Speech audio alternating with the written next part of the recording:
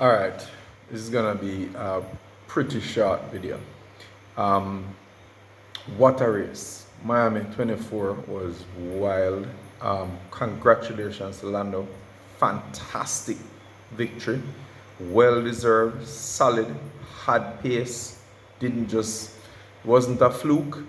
Yes, the safety car contributed to it. I'll touch on that in a second. But still great drive, had the pace, no question about it. Drove away from the field. Dominant. In fact, the word dominance could be used here. Verstappen struggled, I think, with the setup. Red Bull didn't get it right this way. I think that the lack of practice because of the sprint format did hit them as it did with Ferrari the other day. They got bit this time, didn't have the right setup. The car clearly wasn't running well on the hard tires. You notice how quickly Perez took them back off. He basically just ran them for a couple laps and then took them back off because he didn't like how it felt. So the truth is, Red Bull just got beaten today. I think the Ferraris ran decently, but Leclerc couldn't really make an impression on Verstappen, even though he wasn't at his optimal. In fact, I think they said he had floor damage after hitting that plastic bollard. So I'm going over the curb. So I was a little disappointed that Leclerc wasn't able to push him and press him a little as the race progressed. But, it is what it is. Ferrari, this wasn't their day. I think Ferrari will improve. Having said that, I think based on how well I see McLaren running, I think Ferrari should be worried about their grasp on second place in the championship. I think the upgrades that McLaren brought worked. Piastri was very fast. Very unfortunate incident with him and Sainz because he was very, very, very fast up to that point. Basically, just about matching what Lando was capable of, and he had less upgrades on his car. So I think it's safe to say that McLaren has made a massive step. And, I don't think Red Bull needs to be worried. I don't think this race is necessarily representative of what Red Bull is capable of. But I do think this is indicative of what McLaren is going to be bringing to the table. And I think Ferrari should definitely be worried. As I said, I'm going to try and keep this short. I'll probably do a second video on the lower half of the field. But just to rehash, great drive by Norris. Glad he won. Very happy. It's a mark of how well he's respected in the paddock to see how happy people were for him, even his competitors. In fact, I think Verstappen looked happier at Norris's win than when he wins. Verstappen genuinely seemed happy.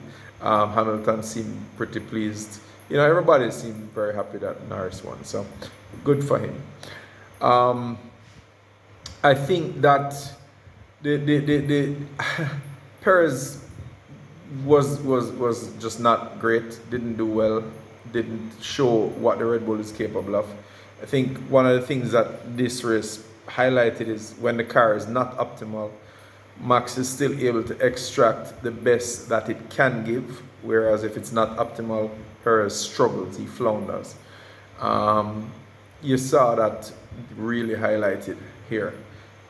I think they need to really look back at Perez and figure out if he's going to play a role in this team. I would say that if I want to just talk a little more about the race itself and not the individuals down further in the finishing order, I think we'll just cover the top people there. I think I'd like to... that incident with the bollard, I think, was a bad one. I think that bollard, when I saw the slow motion replay, the way the bollard came up, it could have gone into the helmet, into the visor area. It could have gotten down in the cockpit and tangled with the steering wheel in his hand. I think that was a serious incident. It could have been a lot worse. I think the track needs to look at those bollards and see how best. That's supposed to be something that when you hit it, it just flips down flat. It's not supposed to come out and go over the car.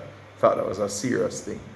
I think that the safety car was very poorly done. I think it should have picked up Norris instead it picked up Verstappen, who was second.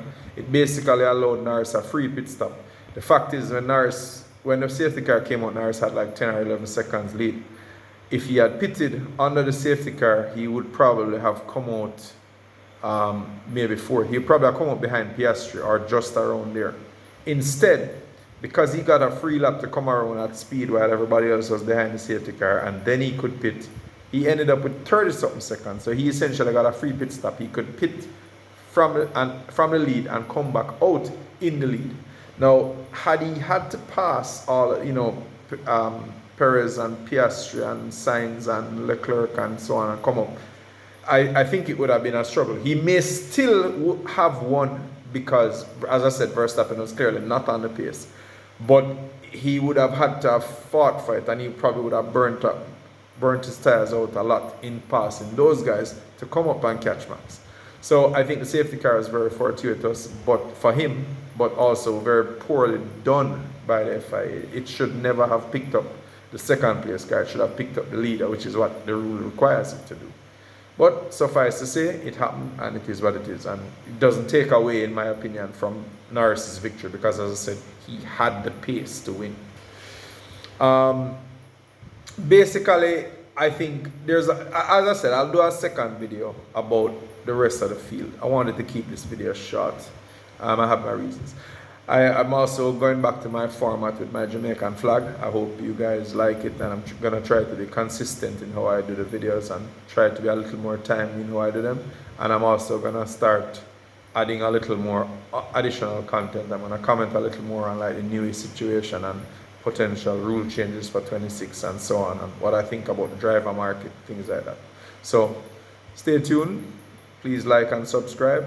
And again, great race. Hope you all watched it and hope you all enjoyed it. I certainly did.